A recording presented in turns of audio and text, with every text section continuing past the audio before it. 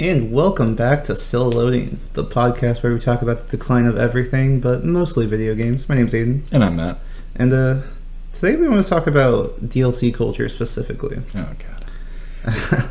You know that thing where, like, you can buy it in the cash shop, or, like, maybe, like, you play your game, and then a few months later DLC comes out, or, you know, sometimes you buy a new game, and you can, you know, buy a season pass right away for DLC that will come out. Oh, yeah. That's never a good sign. Nope. Before we get into all of that, though, last time we recorded, I talked about specifically, like, what I thought about Elden Ring. And then I just said, you know, I'm not going to make a final choice on it, final decision, until I beat it. Or I get really far into it anyways, and I can't beat it, which didn't happen. I beat the game. So I beat the game, and, you know, final decisions are, yeah, I think what I said before was pretty accurate. It's a 7 out of 10 game. I think it's a very good game for a Souls game. Everything is polished, everything feels good. I did enjoy my time with that game. As much as it pissed me off, I did enjoy it. And what I kind of realized was I was more so pissed off at FromSoft than I was the game itself. Ooh. Well, you know, a lot of the development choices, like we talked about with artificial difficulty, like, that's a development choice. Mm-hmm. I did a lot of PvP in my first run, because I liked PvP. And so I jacked up my health to, like, around 2k. And I went back to PvE, and monsters were still, like, fucking one-shotting me. Like, things should not deal 2,000 damage to you. That's absurd. Yep. And that's kind of the issue. It's like every monster, especially bosses or anything like a mini-boss, like, they all have an AoE, they all have a shockwave, they all have a random projectile that some of them home in on you for no fucking reason. That game is not hard. That game is unfair. That's what I kind of, like, come down to it for, is... That game is a dick. Like I said, that game is a fucking dick. And that's a development choice. You know, I think that FromSoft has taken every single naked, no-hit, only parries, speedrun, blah, blah, blah, whatever run personally. Mm. I feel like that's what it is. I feel like they're just, like, mad that people have made their games, you know, a laughing stock in the community. And so with this one, they really want to prove something. And that kind of feeds into today's topic, because the first patch went live for Elden Ring. And one of the first things they did was nerf a ton of abilities. In the PvE game, no less. And you can make the argument, like, oh, well, it balances PvP. Like, no, it doesn't. A lot of these things were chosen because they were too strong, quote-unquote, too strong in the PvE content. And that just screams to me big baby. Mm-hmm. FromSoft is a big fucking baby. That to me is like when you're playing D&D and your DM regrets giving you a strong magic item because you actually use it correctly, and they get mad that you killed their bad guy, and they're like, you know what, fuck you guys, I'm going home. Oh yeah. Or packing up my toys and going home. Exactly. Or they're like, alright, well, now you guys instantly die for no reason. It's like, well, why do we die? Like I said, no reason. Mm-hmm. That's what FromSoft's doing. That's exactly the mentality it's coming across as. And, you know, I was willing to forgive that. I was. But what also added to this new patch was quest lines for NPCs that were not finished previously. Meaning FromSoft sold us an incomplete game. Ooh, big no-no. Yeah, and for me, who spent around 100 hours on my first playthrough to finish all the quest lines I could, to get everything I could, and, like, find all the nooks and crannies I could find, now knowing that I'd have to probably finish my second playthrough just to start a third playthrough to potentially finish all of them again, that's fucked up. And I'm not happy about that.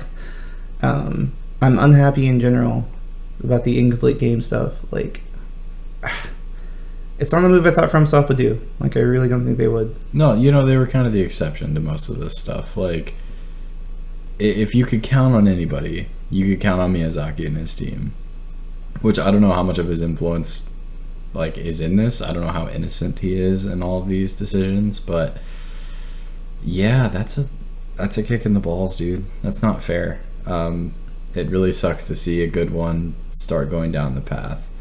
To touch on what you said earlier, you said, like, them taking it personally, like the no-hit runs, the naked runs, and all that stuff.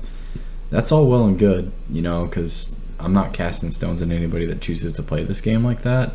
Oh yeah, if you've got the skill, that's impressive. Like, it's definitely impressive. I watched someone fight the boss that literally broke me in my first playthrough. That was actually really fucking seething rage fighting. I watched them, like, do it naked with, like, a beginner's weapon, like, no hit. I was like, damn, that's impressive. Yeah, but that also, because you're now you're pandering to that elite level of player, and fuck the casuals, and I've stated this in pretty much every episode. Like, I hate the casual as a 4-letter word, and this is just a further reinforcement of that idea. Yeah, I mean, one of the items that they nerfed, that's part of it, right? Is like a lot of what they nerfed for the patches in general, or the patch in general. And like this may be why I was willing to forgive it after a couple of days when I really thought about it. It doesn't really affect my playstyle at all. The things they were nerfing, I wasn't using anyways.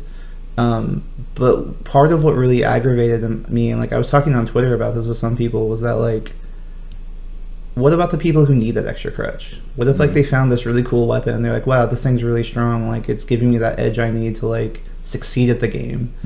One of the weapons they nerfed, like I know nobody was fucking using that thing in PvE because the wind-up takes forever to use a special ability on it. Nobody was using that in PvP. It's a legendary weapon because they have the tiers now in this game of like like common, rare, legendary. This is a legendary sword that you have to be like minimum, like I'd say like minimum like 55, level 60-ish to equip effectively. Wow. Because the stat requirements are very demanding, and it should be strong. I don't know about you, like I feel like a legendary weapon should be strong. Absolutely. It just feels like it should be. And that's kind of what this whole episode's about. It's like the DLC culture with that is like to have the power to, for better or for worse, like change a game after it comes out. You know, I get it in games where like there's a lot of, when it's like solely competitive, you know, or like maybe there's balancing issues in some regard, you know, like I always forgave it in Destiny, for example, because like sometimes guns were underpowered, sometimes guns were really overpowered, especially in Crucible. Yeah, I have Osiris. Fuck off. Yeah, you know, it made sense to do things like that, but in a pure PvE game, where PvP is like, you know, like 20% of the community essentially, like, why do you care? Yeah. Why do you give any kind of damn what the people who are just trying to have a good time are doing? Yeah, it just... And by the way, like I said, I did a ton of PvP. Some of the abilities they did nerf specifically for PvP, they weren't that overpowered. Like, just don't fucking stand there like an idiot. That's really the only thing.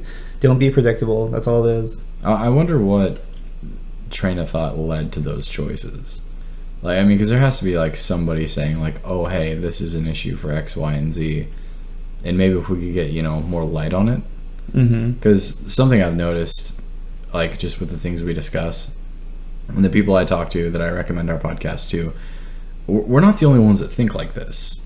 Like, clearly not. I mean, if you're tuning into this, you probably think this way as well. So I would love to know, like, what goes into making those kind of choices. Because I don't think it's fair to your average Joe gamer.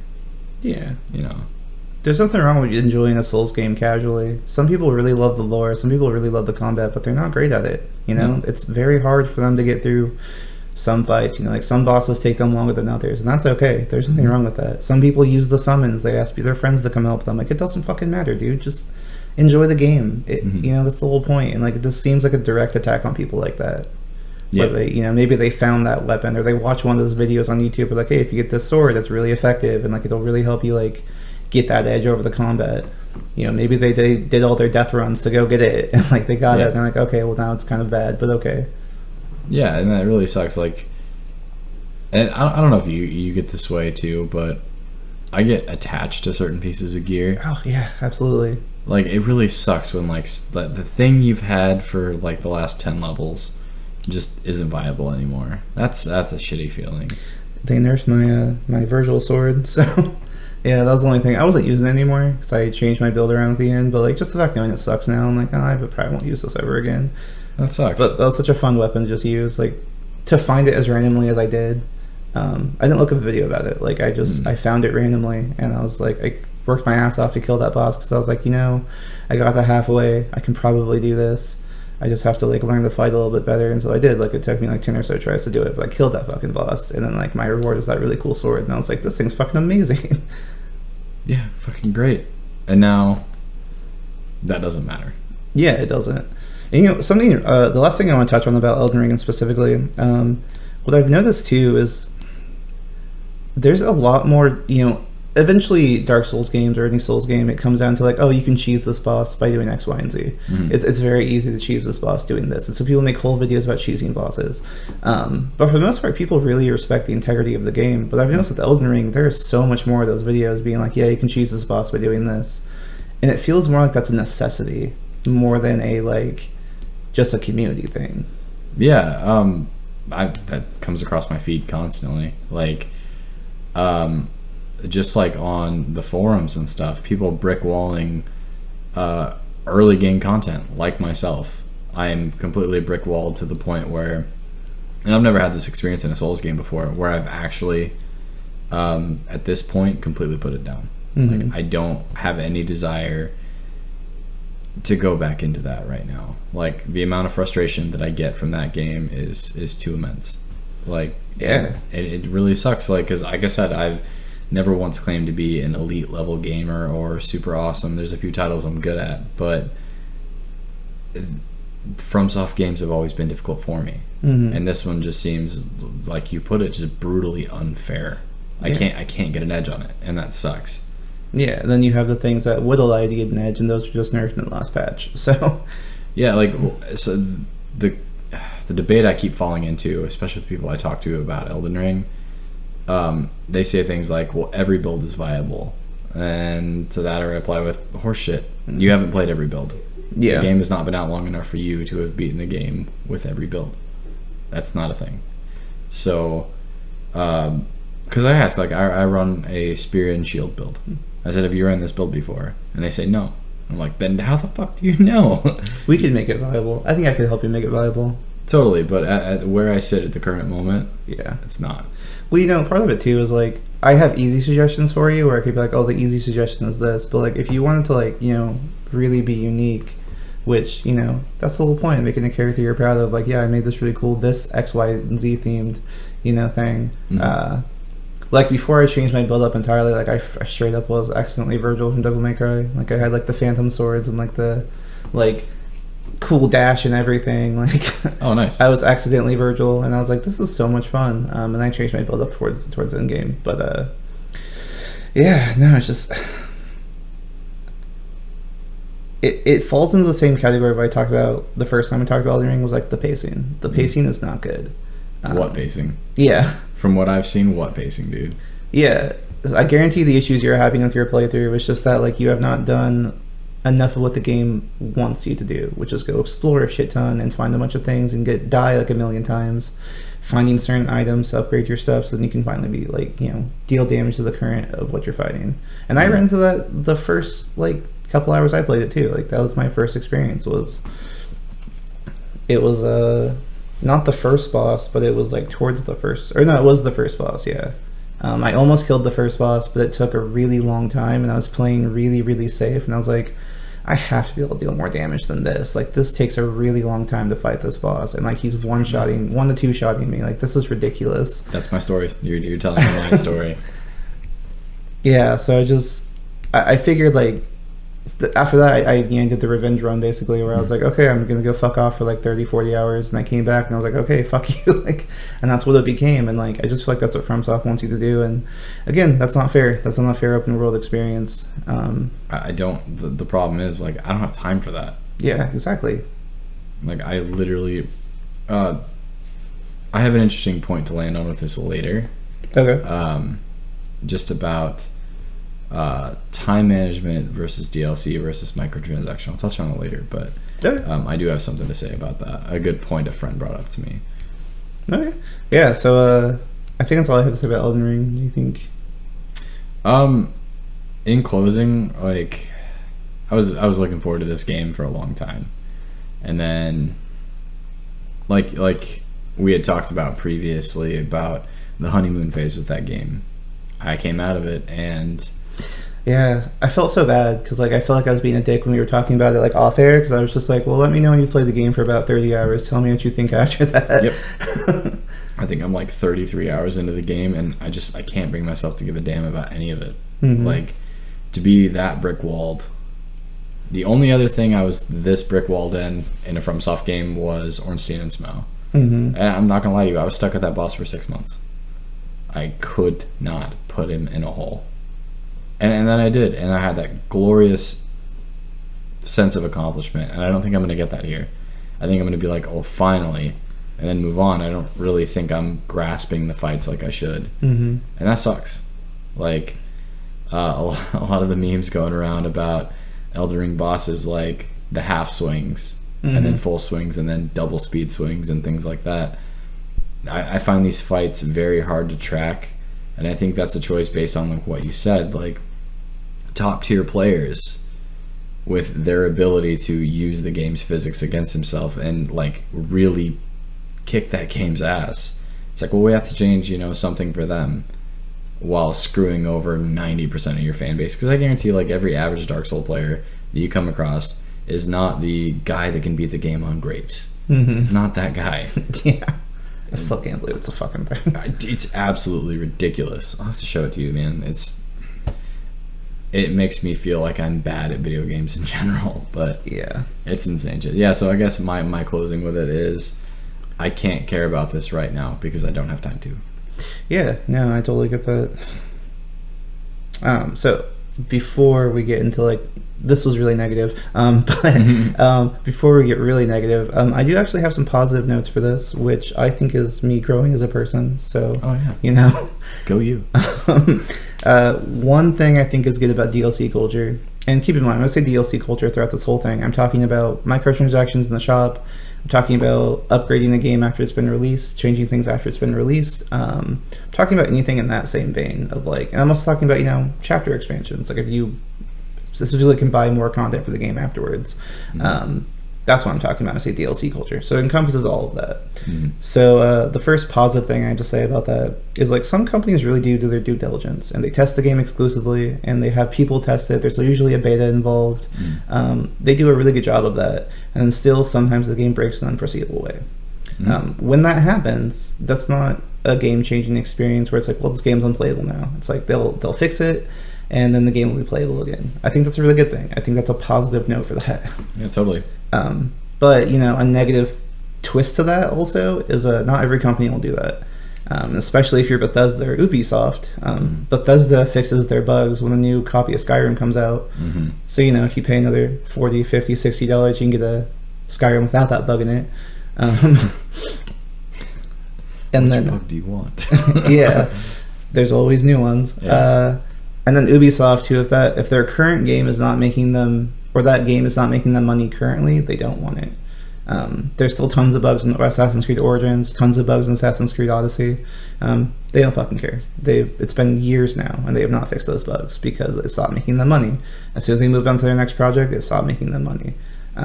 Currently, they're all about Valhalla, and they fixed that bug right away. There's a really bad bug in that game. They fixed it immediately. And it's like, yeah, it's making them money still. They just came out with DLC for it, as fate would have it. Seems like you could tack EA into the same category. EA notoriously does not give you complete games. No, like something I've noticed because, as you know, I'm a pretty big NHL junkie.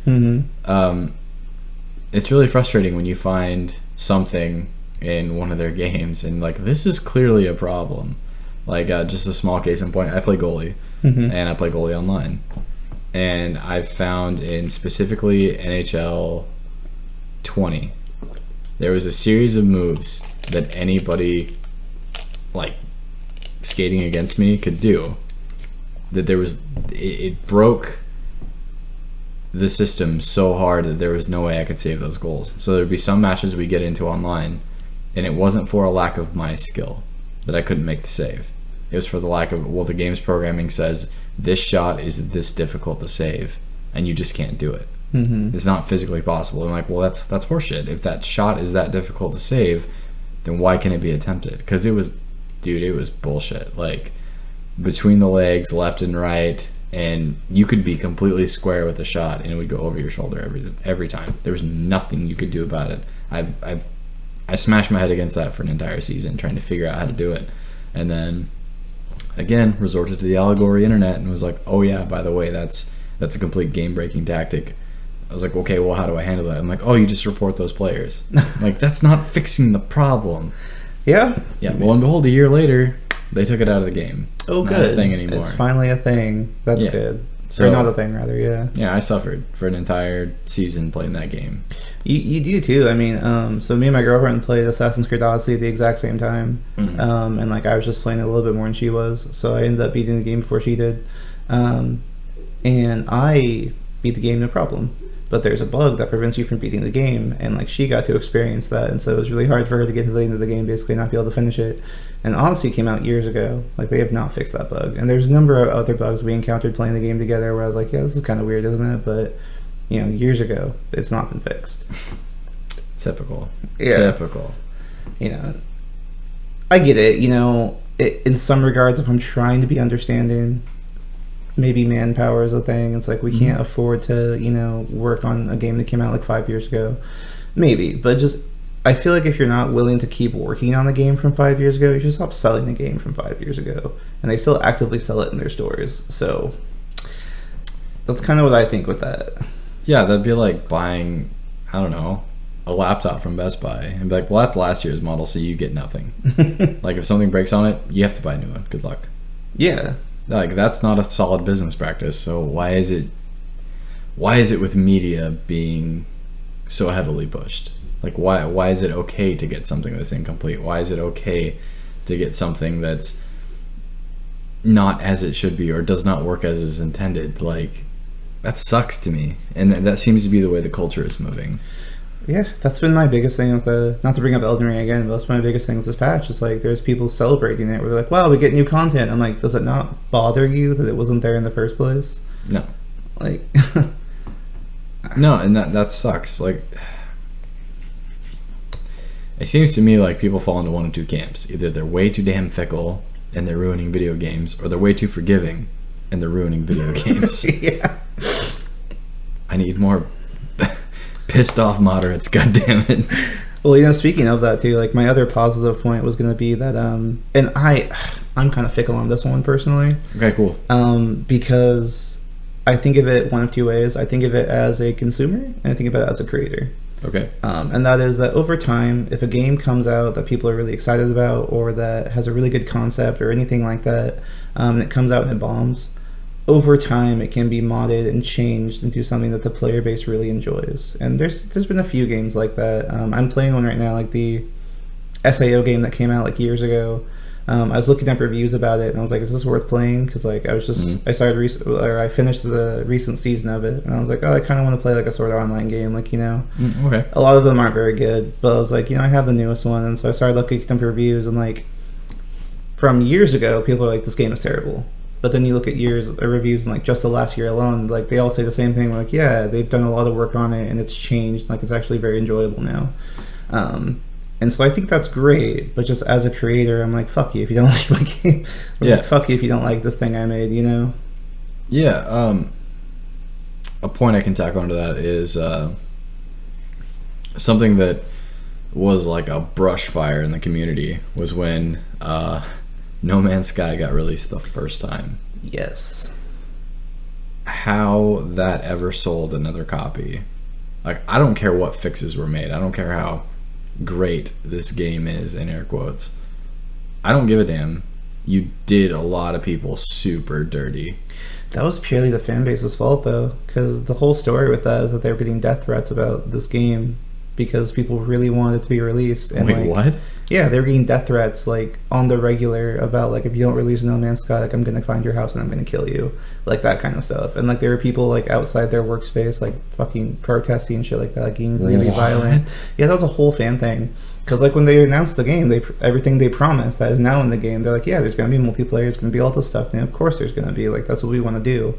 And it took a really long time to get a finished like product of the game essentially. And people were not happy with waiting. They did not want to wait. They were really mad about it, and like that's where death threats and stuff like that was coming in. Holy shit. So they released the game, and then people became even more mad about the fact that like the stuff wasn't, and it's like, well, yeah, like it wasn't fucking done. That's nuts. I didn't know that. Yeah. Okay, so that changes my opinion a little bit, but still, like, yeah, no, that pretty much 180 is my opinion. Yeah. I rewind the tape. Well, I think that a bottom line for the game and like or any game in general is that there should be like a legally binding disclaimer that you have to put on your video games where it's like if this is not a finished product, and give people the choice. You know, like as like for matter of fact with Elden Ring again, like if they had released like yeah this is not the finished product, we have patches coming and stuff like that, I wouldn't have bought it yet. I would have waited. I'm like okay cool, I'll buy this in a couple months when it's finished, or a few more months when it's finished. Like you know even another fucking year, I'd be like cool, I'll buy it next year when it's finished. But those fanboys who've been loving it since it was announced, they'd buy it, and that's their choice. That's totally fine if it's their choice, but that's what should be done because yeah, I can get behind that. It's just not fair to get hyped for a game and just completely destroy it. Yeah, I will say this. One thing that's come out of my experience with Elden Ring is I will never buy another video game within the first week ever again. I'm kind of done with that. Like, this was a $70 investment that I could have got a couple months or years. That's generally my move anyway. I get into things way after they're relevant. Yeah. Just because of the way DLC culture is, I know I'm getting a polished product. This is as good as it's going to be. Yeah, if you wait like 6 months to a year and like a game still sucks, it's probably always gonna suck. But if you wait a few months and it's like yeah, and this patch came out, like this thing came out, they're like oh cool, like they're working on it actively. That's nice. I honestly think that, and I think that FromSoft's not innocent from this either. Not with Elden Ring, but with their other games. I think a big move for companies these days is this DLC thing is on purpose. I think that it's an excuse to get the initial, $40, $50, $60 charge out of you, and then charge you another 15, 30, 20, whatever after the fact. And I think the whole thing with the like gold editions or deluxe editions, like all that stuff that comes out years later, I feel like that's just a business move to be like, hey, I can get the whole game again for $60, but it's the whole game now. It's just a way to resell you the same shit. Yeah, well, I mean, I'm not gonna lie. I bought Dark Souls 3 when it came out, and I do believe that was the last like first day of purchase that I was happy with, and then I was pissed when I found like, oh, now there's this other version out, called the Fire Fades edition, and it has all the DLC. I'm like, are you fucking kidding me? Yeah, I hate this. That was probably like the first seed of this podcast planted in my head. I was like, this is bullshit, man. Why am I paying all this? I mean, another great example, you brought up Ubisoft earlier, For Honor. I was oh man, this game kicks ass. I just re-downloaded it, by the way. I do love that game. Is it still good? Hot take, I think it's way better on computer. Yeah. Just the way the pairing and stuff works, I think it's way better. But I bought the game when it came out. Same, yeah. Came out on Valentine's Day. It's a kick-ass way to spend Valentine's Day. Blowing each other's heads off with swords. It was awesome. And then a couple months later, I was like, what the hell is this DLC package? I'm like, oh, they're dropping new characters. I'm like, going the way of Mortal Kombat. I can't believe it. Like, I had such high hopes for this because initially it was so good. Like, it wasn't buggy, at least in my experience, because they beta tested it really well. It felt awesome, and I'd never played a game like that before. Like, it was a true out on a limb, let's try this out. It really was, and I stopped playing it primarily because of the hackers. Oh, really? Oh, yeah, when that game first came out, I got mega into it because I really liked the concept of it, and I had followed it when it was announced, way before, so when it came out, I was like, yeah, I definitely fucking want this. And then I was even hesitant about buying it. My buddy Kevin bought it, and he's like, no, it's good, you should buy it. And I was like, okay, I'll go buy it. But, twist my arm, why don't you? I already wanted to, but, yeah, I got really into it, and then hackers started invading the game, and it became unplayable for a good solid amount of time. I think I played it for around 3 or 4 months after the initial release of it, and it became unplayable because everybody was a hacker. Everybody had infinite health, everybody had no stuns on them, everyone would be they could hit you from 10 yards away. It was bullshit. Wow. The hackers in that game were just terrible. And it just became unplayable. I didn't want to deal with it. And it just didn't seem like Ubisoft was going to fix it. And I was like, well, this is pretty standard for them, so fuck them. And I haven't played it since. So, and also, you said, the DLC thing. I was like, wait, you have to buy new characters too? Yeah. I repurchased that game on Steam last September. I only know that because Steam told me when I bought it.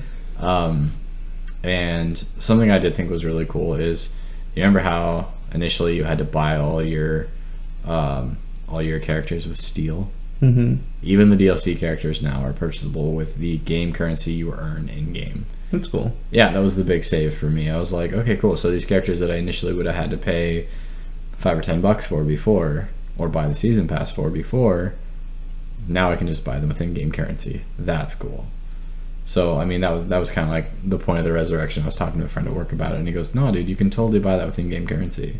And I was like, "All right, it's worth a shot again." I did love that game, and then I booted it up on my PC, and I was like, "Yeah, okay, all right, we can do this again." How's I mean, do you know how the community is though? Like that's probably a big thing for me too. Like it was already a really salty community, so I just wonder how it's become. Oh yeah, the thing that used to irritate me the most is it's a game called For Honor. Yeah, and I would always let people off the edge. Mm-hmm. Like if we were, there was that map that was in like the Viking training camp that had all like you were in the cliff sides basically. Mm-hmm. If I got somebody close to the edge and it was just like barraging them with attacks, once they got to the edge and started falling, I'd back off. Same. I'd let them recover, and then we'd get in a good position and go again. And it was really great because I remember this was like probably 2 weeks after its release. I was doing duos with a friend of mine, and I did that to one of the guys when it was just him and I, and he ended up killing me that match, and they won. And they re-queued with us for probably 5 hours. Like they just wanted to keep fighting us, and I made a friend out of it. Like, that's really cool. Yeah, they hit me up over PlayStation and all that. Like, dude, good matches. Like that was super fun. Sent me the invite, and like we can play anytime that I'm online. And I was like, dude, that's super cool. You know, playing a game called For Honor, and we did it honorably, and we made some pals. That was super cool. Yeah, that was an upset in my experience. I got death threats constantly. Oh shit! I got hate mail constantly. But I was also playing the like the rogue class, where I remember they were called Peacekeeper. Yeah. Yeah, you asshole. It's a good class, like, but what a lovely name, the Peacekeeper. Like you're constantly getting hate mail for it. Oh yeah, the Peacekeeper. I'm gonna lift up your arm and stab you in the armpit 90 times. Yeah, awesome. Yeah, I had a one shot kill combo with the Peacekeeper that I made sure to like get all the equipment that would boost your stats up enough to have like enough stamina to do it. Mm-hmm. And so I do like the really like basic combo with them, like they grab you, shank you a couple times, mm-hmm. jump back, like dodge to the left, grab you, shank you a couple times, jump back. Except I added enough stamina to my thing where you could do the power attack, where like it goes through guarding essentially. So I do it twice, and then like do like a whirlwind attack with my swords, or just like kill people. And it was like a one hit kill. Like I kill you in like 10 seconds probably. Oh yeah, that pissed me off too. I'll probably send you hate mail. Yeah, I used to do like 1v1s a lot. They had like a lobby where you can do like 1v1s. Yeah, I did that a ton. That's when I experienced hackers though. Like I don't have the video anymore because it's on like my very very old PlayStation. I don't have anymore. Mm-hmm. But I had a video of fighting a hacker where like it was like a 10-minute long fight, and their health wouldn't drop at all, and I was like, this is fucking stupid. Jesus. Yeah, dude, I'd be really pissed about that because the initial community, I'm talking like, because that launched Valentine's Day 2017, I think, was when it came out. Yeah, that's definitely when it came out. I only remember because I got it like when it came out, and then GameStop was handing out their pins, mm-hmm. like for whatever faction you were. And I got it really late, like right before they closed. And they're like, oh, you got the pre-order, so you get to pick one of these pins. And the dude working the counter was like, dude, I have a whole box of these left. He's like, do you just want a couple of every one? And I was like, yes, I do. So I still have my For Honor pins. Oh, that's cool. Yeah, I used to have them in the sun visor of my car. I had all 3 of them because that, it's just a cool thing to have. But yeah, I got a real soft spot for that game, and to get into playing it again, and now hearing that hacking is a thing. It was when I was playing it. This was years ago, like 2017. So who knows? But I haven't got back online yet. I'm still trying to learn the mouse and keyboard controls for it. I do think it's really cool because I think it was with the right stick. It was how you did where you were guarding before. So. Now it's with the mouse when you're on mouse and keyboard. Oh, that seems like easier. It is insanely fun though.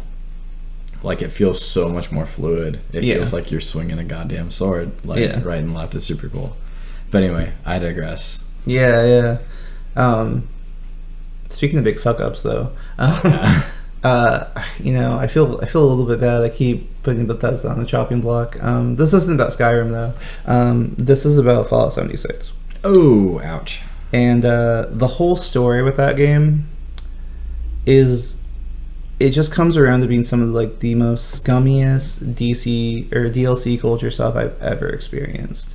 Because the whole thing with that game was like, I'll give you the abridged version. Like, the whole thing with that game was like, there was that deluxe edition you could buy, which I think was like over $100 or some shit like that, where you got like a duffel bag and like special soda or like Nuka Cola or whatever the fuck it was. Yeah. A bunch of other stuff you got with it. And the normal people who bought that game, just the normal fans, got like a really shitty, watered down version of those products. But it was revealed that if you were a streamer or an influencer of any kind, you got the quality versions of those products. Really? So that's a shitty thing right out the gate. But when it comes to the game itself, it was not only a buggy mess, which was awful. Mm-hmm. The stories about the bugs alone are hilarious. But the things that came about it was like, Bethesda would ask people how they were doing the bugs, and then after they told them, they would ban their account and then like pretend they fixed the problem without being told about it. Which that's really scummy. The thing that pissed me off the most about it, though, and how it feeds into the DLC culture thing, is all of this content that was promised at the very beginning of the game. All you have to do is buy the game. You will get this content. You will get to experience this. Mm-hmm. Was not present when the game first came out. And then later, they tried to sell it to you in the cash shop as DLC. Like, that's fucked up. Wow. That was the nail in the coffin for me. That was when I officially put Bethesda on my blacklist. I'm not even a Bethesda fan, honestly. I've diddled around in Skyrim like anybody. I've played the Fallout games. I fucked around on those. I wouldn't say I'm a hardcore fan whatsoever. Mm-hmm. But that was offensive enough for me. Like, I will never buy another Bethesda product again. I won't. That's a fair bet. That's a really dirty thing to do to people. Yeah. I mean, I don't know who was making those decisions. I don't. I'm probably Todd Howard. But yeah, I won't do it. That to have the window open to try and sell people the promised thing to begin with as DLC, that's not okay. That's just, having the opportunity is not good. And that's probably one of my biggest issues with DLC culture, is you have people who do that constantly. You have lots of companies who sell you an incomplete game and then try and sell it to you, the complete version, later on as DLC for $15, $20, $30. Yeah. And it's becoming more and more of a common practice. And I'll give Elden Ring this, FromSoft this. The update with Elden Ring was free. They didn't try and sell it to me as a DLC thing. Mm-hmm. That's commendable. But it's still an incomplete game, and it's a bad check, I'm gonna say. Yeah. I'm gonna put that in the neg column for me. They got a real nice word for that. It's called exploitation. Yeah. Exploit your fans. My nephew was telling me, I don't know how much, I haven't done any research on this, but he was telling me that there's a giant lawsuit against Bethesda right now, against DLC. He actually, I told him what we might be talking about this week, and he's like, oh, well, if you happen to talk about DLC, you might want to mention this. Okay, I'm intrigued. Apparently there's a giant lawsuit against Bethesda right now, which is what he says is going to go to court next February, about the exact verbiage, what was written down in a game they sold. He said it was one of the Fallout games. I'm thinking it might be 76, but he said Fallout 4. Like I said, haven't done any legwork on this, but said that because of the verbiage of something, he said that when they purchased their season pass or whatever, it said all future updates, all future DLCs will be given to you once you buy this pass. They locked some of that content that they were advertising behind another piece of DLC called the Creators Pack. Mm-hmm. So you had to buy them both to get everything they promised you initially. And a bunch of people were really unhappy about that, which is understandable. I mean, yeah. The thing about what makes, to me, video games a great rallying hobby is initial cost of entry is high. Like buying a new console, that's a very high cost of entry. But the games themselves are not that expensive. You can save for that. It's not something you gotta put money away for 6 months to buy a video game. I don't know your budget. There's probably people out there that do that, but that's the thing. There are people from all financial backgrounds that find a way to make this thing happen. And to try and nickel and dime them again That really sucks. Like, that just shows how out of touch people are. Yeah, I mean, Bungie is the reason why I don't play Destiny anymore, because that is their entire thing. Is they will constantly give you this season pass you can buy or something, whatever, season pass this, season pass that, and like, oh, if you buy the season pass, then all this content up to a certain point like will be free. Whatever released in the season, it's totally free if you buy a season pass. But then another season pass comes out, and then another season pass comes out, and then another season pass comes out, and that's why I don't play Destiny anymore. I mean, a very short story about that. Like, I tried playing Destiny like months ago, and like every step I took, it felt like there was a big pop-up ad coming up being like, oh, you should buy this DLC. Like, there's a fucking tutorial about how to use the cash shop now that it would not let me skip out of. Yep. It just... Well, you're probably going to need this, so yeah. Might as well learn how to use it. It's just... It's such a shame to see companies like that fall. And FromSoft's not invulnerable to this, because... like the Abyss Walker DLC for the very first Dark Souls game. Oh, yeah. As much as that added like some good lore to the game, it was not worth $30. Absolutely not. I was happy to pay for it, a few months later when it was dropped down to like $18. I was like, yeah, this feels much more worth it. But even then, that became a gold edition item later, so... Yeah, when you get the remaster, it's in there. So the benchmark I've laid, I don't know, I'm not sure if I've laid this out in the podcast before. I'm sure we've talked about this off air. But the benchmark I set for a video game is I expect an hour of gameplay for every dollar that I spend. Oh, okay. And I don't think that's an unfair benchmark. I think it's pretty standardized across the community, actually, because most people I talk to and share that information with, they're like, yeah, that seems about fair. Like, every dollar I spend should give me an hour of entertainment. I don't exclude grinding. I don't exclude dying. I don't exclude any of that. Like, I should not be able to take a $60, well, shit, now $70, $80 video game and down it in 40 hours. Well, how's that feel to you, to the people who, like, did do all that, though? Where they're like, yeah, I paid $60 for the game initially. I bought the DLC for $15. I bought this DLC for $15. I bought this thing for $15. And then, like, another version comes like, oh, yeah, it's $60 for all of it. Like, I'd feel ripped off, personally. It's a kick in the balls, man. Like I said, that also feeds into, I don't buy games day one. Elden Ring was the exception I made because FromSoft had, keyword, very sad keyword now, had a great track record of that. And now it seems that they're getting into the flow of everything else, and that sucks. That whole thing started with Sekiro because I think it was really I love Sekiro, mind you. It's my favorite Souls game. But I just don't think it was a coincidence that around the time Ghost of Tsushima launched, they came out with like the gold edition of Sekiro with all the weird fucking costumes and multiplayer and like weird stuff you could do in that game now. Where I don't think that was a coincidence. Like, it feels like they were just like, well, shit, let's make people buy it again, And I don't think it was I think at the time anyway, it was not DLC you could just purchase on the shop. It was like you had to buy Sekiro again, essentially. It's not the first time FromSoft's done it. I mean, good notes I've heard about DLC. Like, apparently the Witcher DLC is very worth it. Oh, God, for the yes. Witcher 3. Well, I don't mean to cut you off. Oh, go for it, yeah. When you bought another game, I bought very close to its release, to the point where I got a day one edition. There was a thank you note from CD Projekt Red on the inside. It included a map. It included the soundtrack for the game on disc, and it included that note that said, for your continued support and your patience waiting for this game to come out. It took a long time to develop and all this. They gave you 17 free DLC items. So everything that was available in the PlayStation Store when that game dropped, you could get. And Hearts of Stone, which was their first expansion, was coming soon.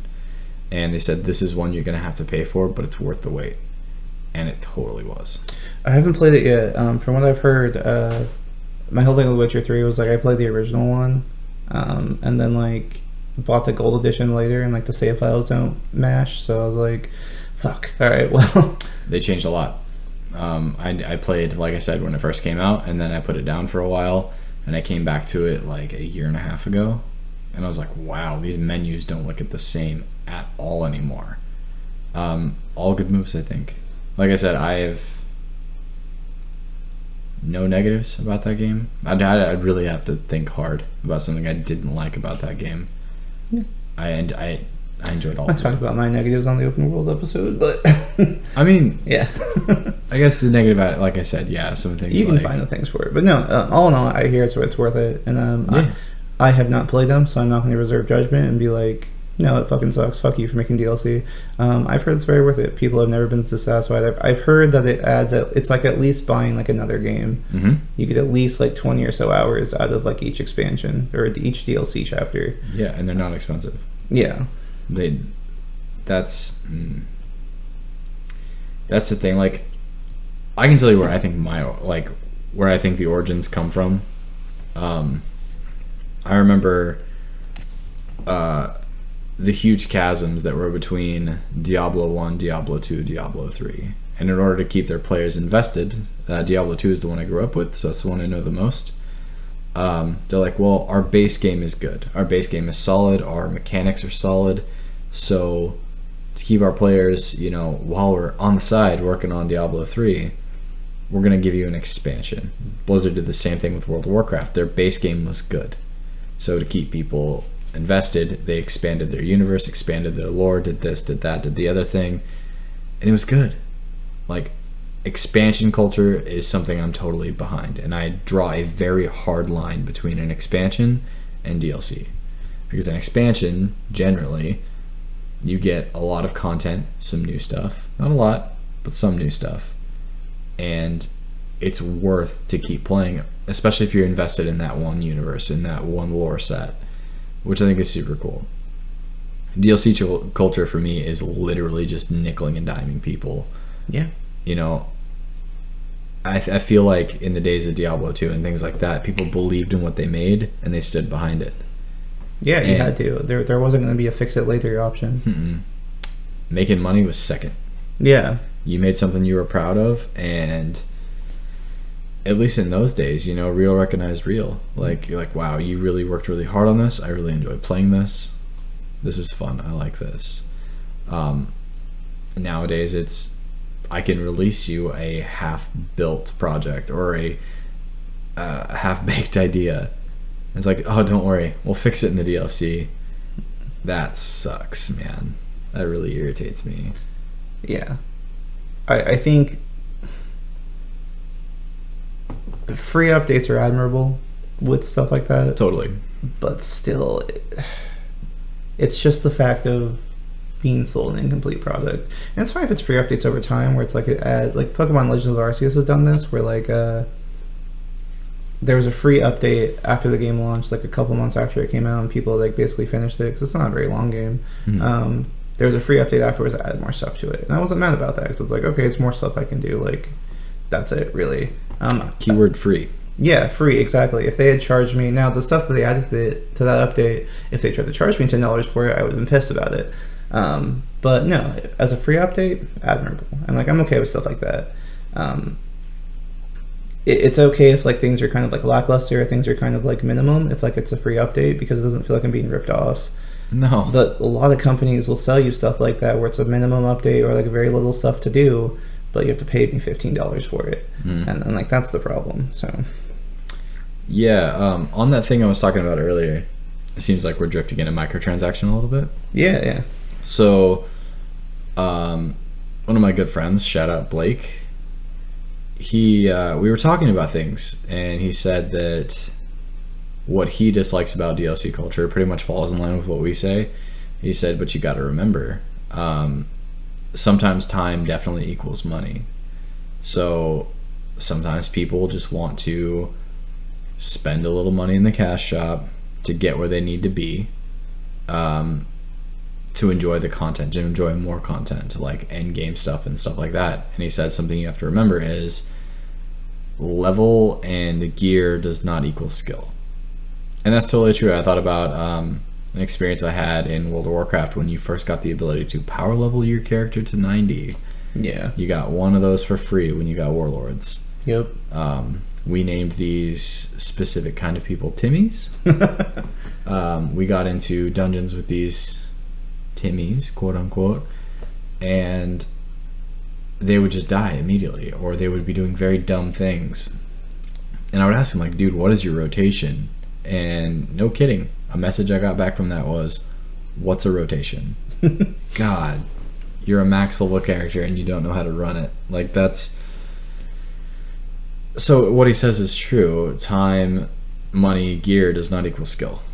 I don't think that's an absolute forgiveness, but I'm guilty. I've bought Warframes in Warframe just because I don't have days to farm reputation. I don't have time for that.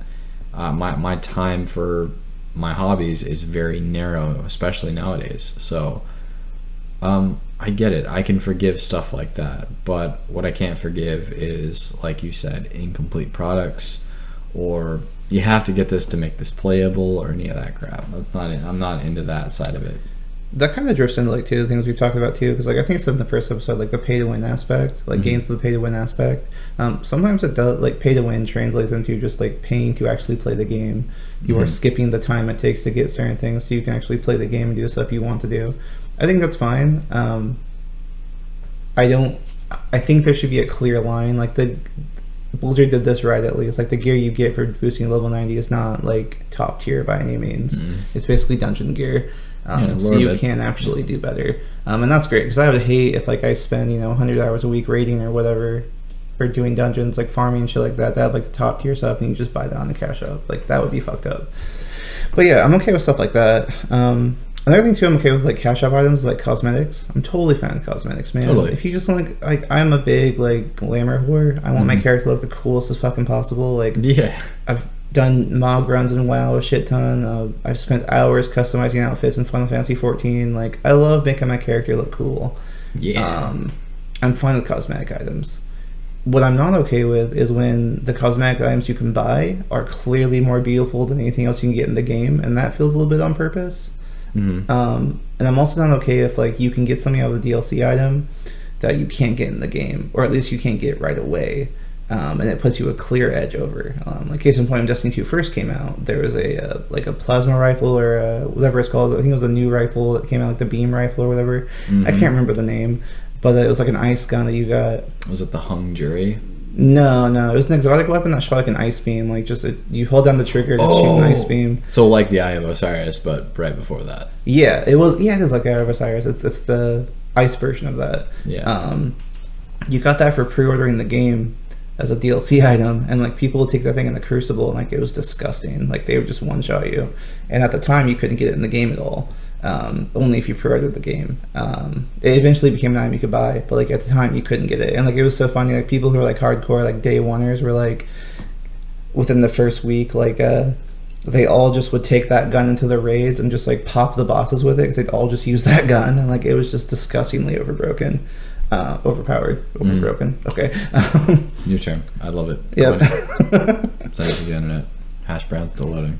And I feel like things with that too, like, doesn't that defeat the purpose? If like you spend all this time putting effort into a game and making a game, and then you make something stronger than is like feasibly obtainable in the game, like how does that kind of like degrades your work you put in the game? I feel like as a creator, I would feel that way, at least. Yeah.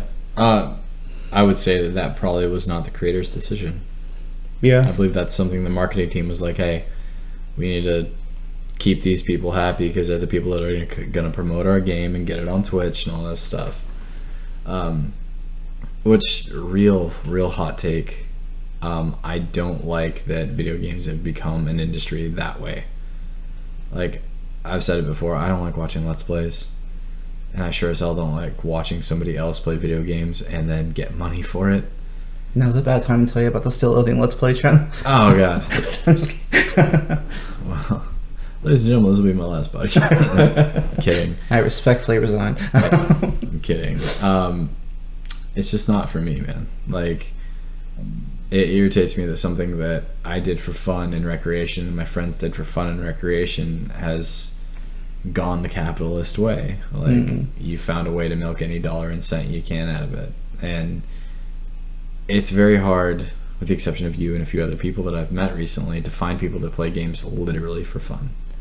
Like, it's not like, especially again, I don't mean to dime these people out, but like when I meet people that are 18, 19 years old, and you can just tell by the way that things are set up in their life that they're like, oh, I'm trying to make a killing Twitch gaming, or I'm trying to get into that whole market. And it's like, you're going into this for the wrong reason, man. Yeah, you can't do it for the money. You got to do it for the pure entertainment value. Like, I love the people who are like, yeah, I love my community. I'm all about the community. Like, I love that. That's great. Yes. And it's hard to Twitch stream. Like, don't get me wrong. Like, I'm not saying it's one of those things where it's like, it's so fucking, like, easy. Like, it's just a bullshit. Like, it's hard to make it as a streamer. But, no, I see what you're saying. Like, people who are purely just like, oh, I'm not making any money. Like, I'm fucking, like, I'm failing. It's like, are you having fun, though? Like, what the fuck is fun? Like, yeah. No, I don't even like this game. It just gets a lot of views. I'm like, whoa. That's your problem, yeah. Like, and people can tell that for sure. Like, you can tell when you're not having a good time. Any World of Warcraft streamer. I'm kidding. This game is so broken. I swear you hear that once on the hour. I'm gonna make World of Warcraft stream bingo, and we're gonna play. Oh, that'd be fun. Yeah. You play. Are you kidding me? Oh, that's a square. What the fuck is that? That's a square. Yeah. Don't even get a free space. You don't need one. You're gonna hear all these things. Fix your game, Blizzard. Yeah. Oh, big square. Oh god. Yeah, you talked a little bit about. I think it's a really good point. Like back then, like developers had to be confident in their product. They'd be proud of their product. You can really tell that with old games. You can really tell that with PlayStation 1 era games, Nintendo games. Like you can tell people really love their game. Like they put their everything into it. There's tons of great success stories coming from that. You really had to put your heart in your sleeve. Like you really had to believe in your product and be like, you know what, this is gonna make $1 million. I'm gonna do it. Yeah.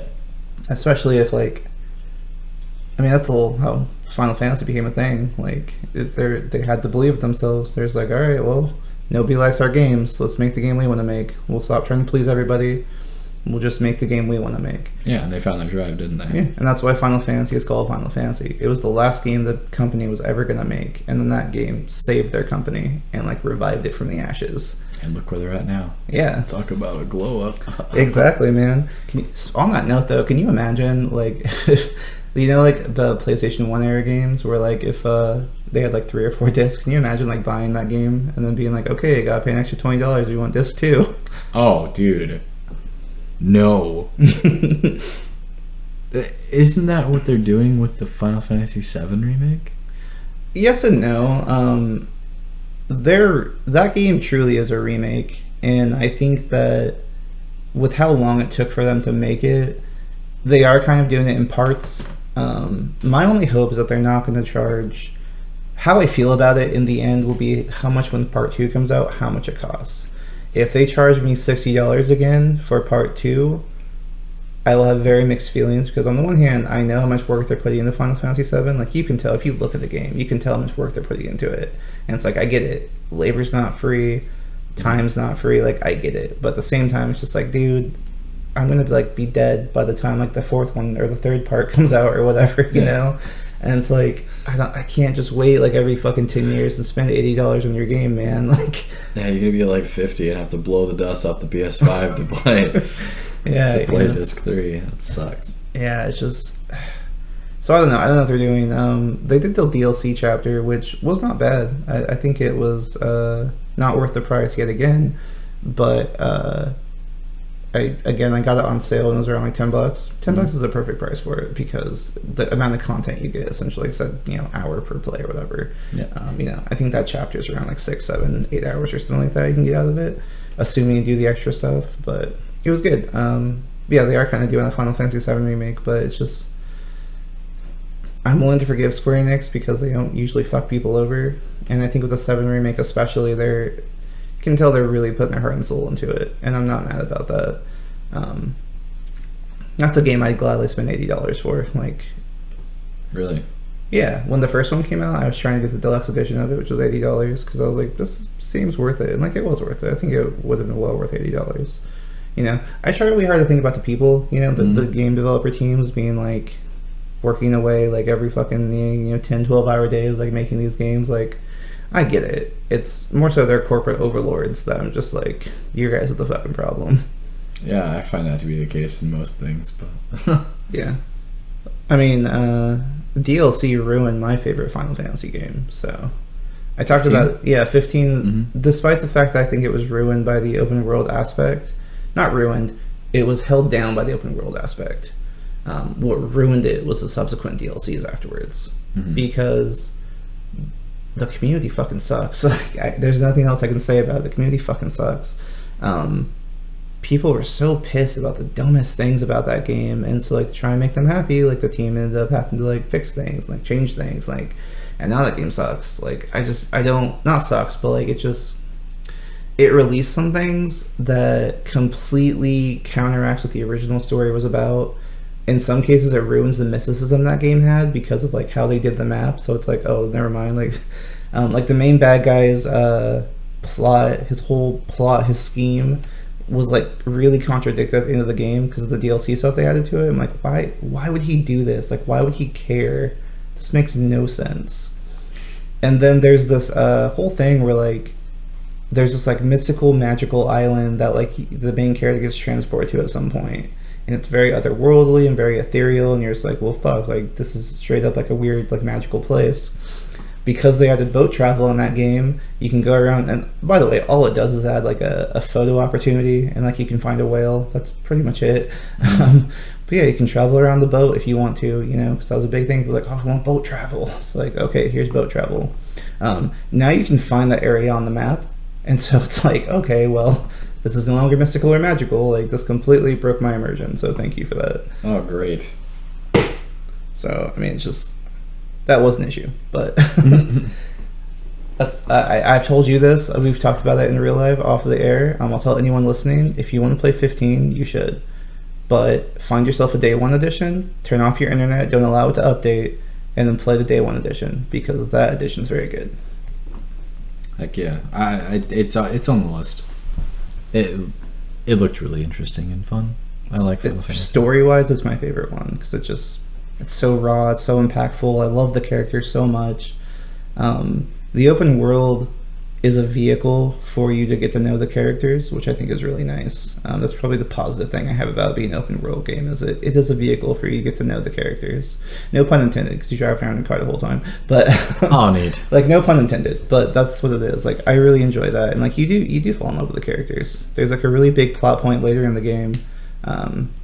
That's way more impactful if you took the time to like drive around and like get to know some of your party members, because you learn something about this guy in particular, and you're like, oh, that fucking sucks for you, dude. I'm so sorry. Shit. But if you didn't know that thing, you just be like, oh, that sucks, you know? Yeah. Oh, fuck this guy. Yeah. Well. Wow. You got any other points? Any positives? Any negatives? Not really. Like I said, I didn't have a lot of small points to make here. I had, to quote George Carlin, I don't have pet peeves with this subject. I have seething fucking hatreds, and I think I've aired that out. I feel lighter. I feel better about it. Yeah, no, it feels good. If nothing, this podcast is therapeutic, right? Absolutely. All right. Well, I think that's everything for me then. We'll catch you next time on the next episode. Thank you for listening, and bye for now. Later.